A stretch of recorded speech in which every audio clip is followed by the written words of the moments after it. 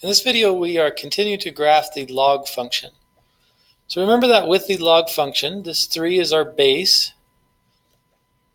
This minus 5, that's our h value, so everything's going to be moved to the right 5 spots. And this 2 in front, that's our a value, which stretches the y's. So we would start off by graphing our vertical asymptote, where x equals 5. And again, that comes from our h value inside of here. And notice that all of our values must be greater than 5 to graph our function because the log of a negative number is undefined.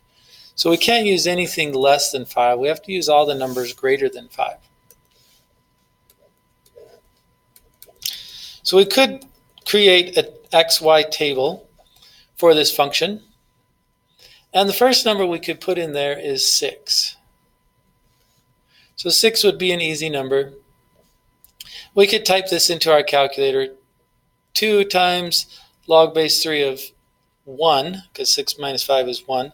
And remember that you have to use change of base in your calculator. So in our calculator, we're going to be typing in 2 multiply 2, and then we have log of whatever number we get from this piece divided by log of 3. This is how we're going to type this into our calculator. So when we type in 2 times the log of 1 divided by the log of 3, we end up with an answer of 0.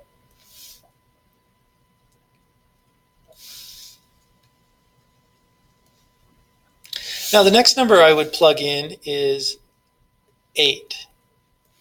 Now the reason why I plug in 8, because 8 minus 5 is 3, and log base 3 of 3 is just 1, which is easy to figure out because log base 3 of 3 is 1, and you times that by 2 and you get 2. So we'd have this point from here. We'd have this point out 8 and up 2. Now I could just plug in any random number as long as it's bigger than 5. So I could have plugged in a 7 and typed it into my calculator. But I chose 8 because it's an easy one. Now, recall that we could also pick numbers really close to 5. So let's say I pick like 5.01. So like really super close to 5. So if I plug in 5.01 and I type this into my calculator, I have 2 times the log of 0.01, and I divide that by the log of 3, and this gives me an answer of negative 8.38. So I plugged in a 5.01, and I got an answer of negative 8.38, which is about right in here. So notice it's really close to this dotted line, and then it's going to curve out through here. Now I could find another number so I can get this curve a little more accurate. I could plug in a 10. So if I plug in a 10 for my x value, I would have 2 times the log of 5 this time. And it's divided by the log of 3, and this gives me 2.93. So I got a 10, I get 2.93, it's almost up to 3. So here is the graph of my line, is super close, and it curves out through these points.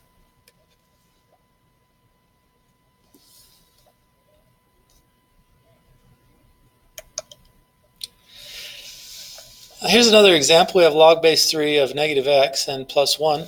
I'm going to take this function, and I'm going to use key points to adjust this function instead of using just points to plug in like I did the last problem.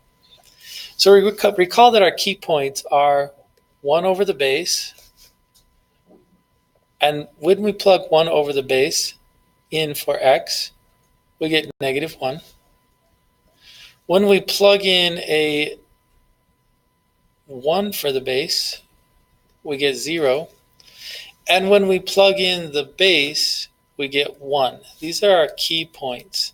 So don't get these confused with just plugging in the actual value. These are key points which come from our parent function, which is log base 3 of x. Right? Now, to adjust these key points, remember that anything inside multiplied to the x will divide the x values. So because of this -1 that's right here with the x, all of these values on the x are going to be divided by -1, which is going to make them all negative. This +1 on the outside, remember that that is the k value, which means I'm going to add 1 to all of my y values. So that means my new points are -1/3, comma 0, because -1 plus 1 is 0. Then I have -1, comma 1, and I have -3, comma 2. So if I plot these points in, I have -1/3, comma 0. I have -1, comma 1. And I have -3, comma 2. So you can see it's curving out to the left this way. Now, can I plug in any values greater than this? Because if I plugged in a 1, that would become -1, and I can't take the log of a negative number. So anything off to the right side is undefined, which means I should have a dotted line, a vertical asymptote right here at 0, because I haven't moved anything left or right. I didn't move this function to the left or to the right. All I did was add 1, or in other words, move it up 1 spot. So my function is really close to this dotted line and curves out through those 3 dots. And there is the graph of this function.